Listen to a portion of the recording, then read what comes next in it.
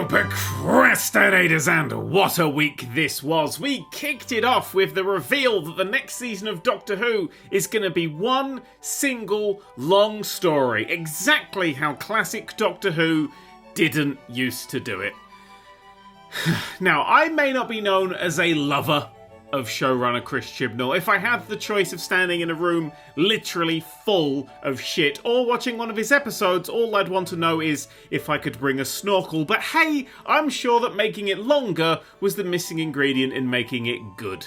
Anyway, a trailer then came out showing off that 13 will be wasted again, Yaz will be there to repeat the plot for the hard of hearing, and John Bishop will fall down. No aliens, no spaceships, nothing that makes you go, ooh shit, I have to watch this. Just the regular reminder that it's still on, like getting a bill for council tax. But then, 4 days later, Chris Chibnall announced that he's leaving after the next season, which is now just 6 episodes and a handful of specials. So in 2022, Doctor Who will have a new showrunner. And, unfortunately, a new Doctor, because he's taking Jodie with him. The bastard. On Jodie, Chris Chibnall said, Jodie's magnificent, iconic Doctor has exceeded all our high expectations. She's been the gold standard leading actor, shouldering the responsibility of being the first female Doctor with style, strength, warmth, generosity, and humour. Hey, look at that, Chris Chibnall. You can write. He's correct, of course, though. Jodie has been delightful, especially when interacting with the fans outside of the show. The lockdown videos that she recorded in her own cupboard were especially wondrous. But none of that made it to the show, which took the first female Doctor and just made her passive. Passive at best, downright morally fucked at worst, thanks to some seriously careless writing.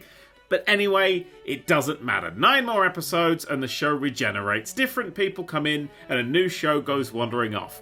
That's the eternal glory of this show. That's why it can be absolutely dogshit for years and then not be. This isn't a Simpsons gradual collapse.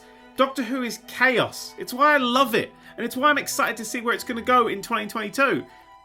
But until then, well, Big Finish just announced a new standalone Martha series, so it's going to be okay.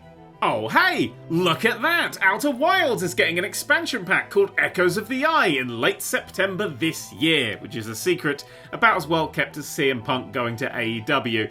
But honestly, look, The Outer Wilds is the best game ever made. But I'm not sure I want more of it. It's a finished product, it's perfectly balanced and weighted, it's got not an inch of fat on it, so why add to it? I wouldn't want an Obra Dinn DLC that added 5 more murders to solve. It would just pad the game out. It would add bloat. Let's put it this way. Would a second smaller painting glued to the side of the Mona Lisa make it a better painting? I'm excited for what this team does next, which I assume is going to be mad and wonderful, but more Outer Wilds? It doesn't do anything for me. I know, right? I know! But some DLC that I am excited about is Animal Crossing, Pokemon Snap. No Animal Crossing. Fuck you if you like Brewster. Pokemon Snap, which is getting a free update in a few days that adds 3 new areas, 20 new Pokemon, and the ability to shrink down small and take pictures of all Pokemon like they're fucking kaiju.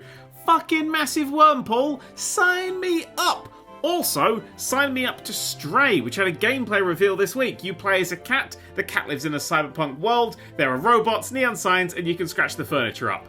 Fucking amazing, coming in 2022. The absolute highlight of my week, though, has been playing Neo: The World Ends With You, which might be one of the best sequels ever made. Technically, it's a JRPG, but you're not gonna, start in a lovely medieval town that will burn down at the end of Act 1, tragically. This is set in the heart of Tokyo, also possibly hell, where everyone is forced to play in a game show, fashion trends are super important to keep up with, you need to eat quite a lot of delicious looking food, and the core mechanic is collecting pogs.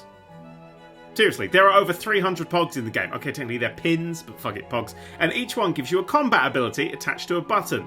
Maybe you mash Y to fire out bouncing bubbles of poison, or tap X to twat a guy with a big lance, or hold R to summon a big old rock to crush people with. every pin does something different, and you assign these to a character, and when you use the ability, that's the character that jumps into the fray, making fights look really incredibly busy with really simple controls. Also, these pogs can be leveled up, some even evolve into new pogs, and you spend the entire game constantly switching between these abilities, trying to get something that works well for you. And you'll occasionally get into a set that just has this real synergy. But then you get one really strong pog, and now you have to slowly morph your abilities to accommodate and complement that pog. And it's honestly one of the best weapon systems in the world, tied to an amazing drop system. Each monster that you fight drops a different pin on a different difficulty level, so you're encouraged to constantly be shifting the difficulty back and forth to get what you want. If there's like only a 1% chance of a drop, you can chain battles together or level yourself down to increase the chance of getting them. So knocking 10 levels off of your team and then playing 5 battles in a row can be dangerous, but it will also make the drop chance 50 times bigger than it was before. This is risk-reward gameplay at its finest, collectathon gameplay at its finest, and combat at its finest. I cannot recommend this game enough. Just maybe play the first one first, otherwise the plot might leave you behind somewhat. Anyway, that's all. No, it isn't! On the 5th of August, we're launching the new Patreon tiers with new rewards, including things like name in the credits and a monthly signed physical art tier. Now, these are going to be limited, so keep an eye on Patreon and Twitter for the launch time, but get hype. Get hype. You know, the right amount of hype. Not too, just hype enough. Anyway, now that's all from me. I'm off to go and get an interview at the BBC, or at least, break in and hide in the vents like normal. Bye!